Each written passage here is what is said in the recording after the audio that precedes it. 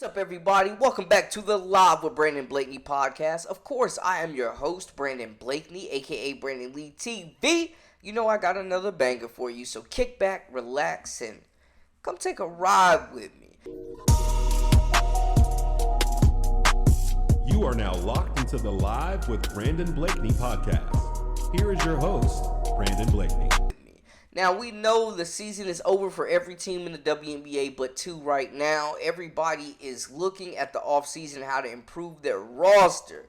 The WNBA draft is going to be huge. There's a lot of star power in the 2025 draft at the top with Paige Bueckers and Kiki Raven, and Anissa Morrow as well. Probably looking at the top three. Paige has a really good chance of going number one. Depending on what mock draft you're looking at, a lot of people have her going to the LA Sparks, and she fits LA's culture so darn well with her personality, outgoing, and always in the mix. I mean, we got to talk about Paige Bueckers having an entire summer world tour, basically, with her first offseason not rehabbing. Bueckers was in Boston for the NBA Finals. She was in D.C. for Mystic versus Aces and the Spirit versus NC Courage, taking in some soccer. She went and checked out her Nika Mule and the Storm. She went to the ESPYs, the WNBA All-Star Game, City D.C. Open in D.C., went back to the crib in Minnesota, threw the first pitch for the Twins, checked out the Lynx, went to Atlanta for the overtime select game, back to St. Paul's for Minnesota State Fair, was in the Big Apple for the U.S. Open, went to Storm vs. Sun, U.S. Open again, and then finished it off with New York Fashion Week. You talking about doing some traveling. And she knows people are talking trash and expecting, her to fall off this year, apparently. But she says she's been putting in work. Good summer. I enjoyed it. It was like my first healthy off season where I wasn't in a place rehabbing, staying at school, getting stronger. So I took advantage of it. Everybody saw the world tour. They didn't see the work tour, which is fine. They see like me 3 or 4 hours a day and think they know my entire 24 hours, which is cool. It's fine. The work will always show. I'm a believer in that. I have confidence in that. And I can already see, like, if I don't have a game up to other people's standards, it's like, should have been in the gym all summer, shouldn't have been doing this, shouldn't have been doing that. But luckily, I don't play for their approval.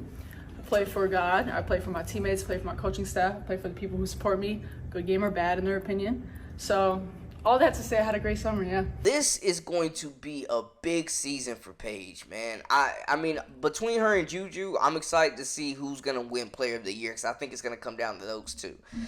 Juju still got a few years left, but looking at Paige last season, man, her first healthy season in a little while, she dominated. For UConn, Bueckers averaged 21.9 points, 5.2 rebounds, and 3.8 assists on 53% shooting. When you talk about efficiency, and at 6 foot, she's a point guard. They had her playing the 4 for majority of the year because the front court was so depleted. The roster was so depleted. She had to play out of position, held her own against some elite 4s in the college game, was active in getting rebounds, was out there blocking shots, had her best defensive year, and showed that she is easily one of the biggest mismatches in the NCAA and the most efficient guard with the basketball. No wasted movement. I honestly think she will have a very smooth transition to the WNBA. I think it fits her game, her decision-making in the pick and roll, being a natural point guard, already being one of the best defenders at her position. I think she'll have a smooth transition, and there are a lot of teams that could use a Paige Bueckers. I mean, the Chicago Sky, the Dallas Wings, and especially the bottom of the bunch, the Minnesota. Well, we know the Washington Mystics could use her too, but the bottom of the barrel, the LA Sparks, man. There's a lot of talent on this team, but they need a floor general to initiate the offense. But could they be hit with tampering? Did Rickea Jackson make the ultimate mistake? So it was light. It's nothing to write home about. But so Paige Bueckers posted on Instagram while she was at the Rams game, and Rickea Jackson proceeds to la la la la la la la L-A-L-A with the little, little flair to it. Is Rickea Jackson first team all rookie team? Arguably the second best rookie, but you could put her third too behind Angel in this entire class. Is she doing some recruiting? We've seen teams get slapped with hard penalties for tampering in the past, losing draft picks and paying hefty fines. Now, I ain't gonna lie, the Sparks could absolutely use her.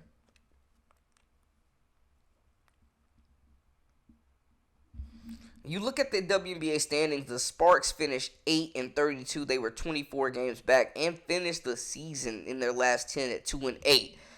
It was a dumpster fire, man. It really was. And I think, too, Cam Brink was a big loss. But looking at their roster, man, adding Paige could turn them into a playoff team in year one immediately. That's how big of an impact and how much talent I think is on this roster.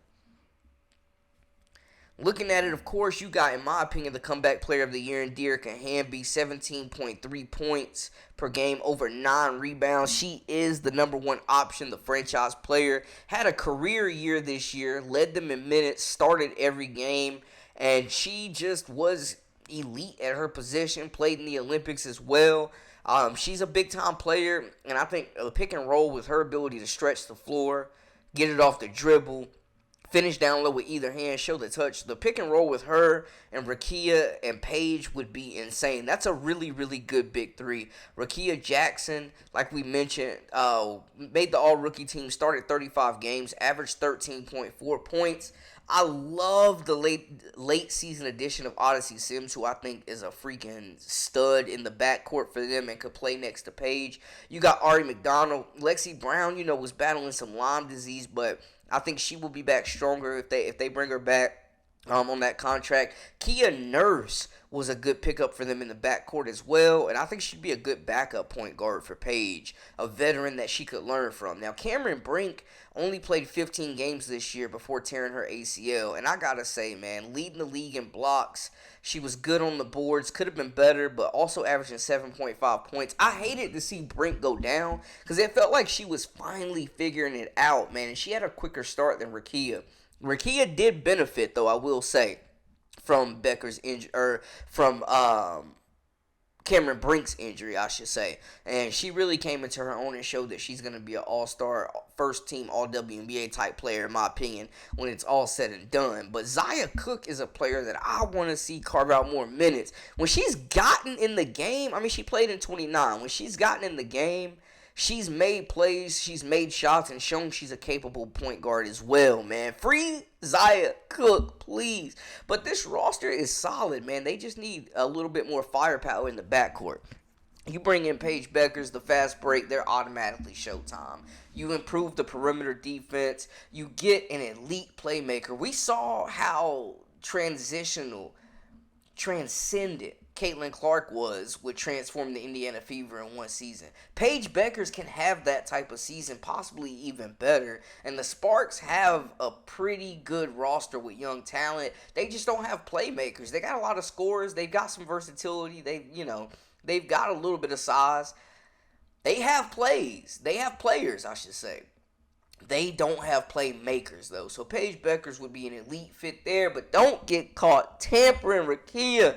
We'll have to see if there's any updates, but, man, it's just going to be something to watch out for. But I do think she would be an instant fit with the LA Sparks, man. That would be a glove in a hand type fit for them, just with her and her competitiveness, man. She's going to come in there and fight every day in practice. She's going to challenge her teammates. She's coming from a winning culture. Like, she's going to come in and demand excellence of herself and her teammates from day one. And they could use some leadership, man. So I'm excited to see where she ends up. Y'all let me know how y'all feel in the comments, though. Talk to me, holler at me, give me y'all's takeaways. That is a wrap for us. For all the latest and the greatest, I am Brandon Blakeney, a.k.a. Brandon Lee TV. Till next time, we out.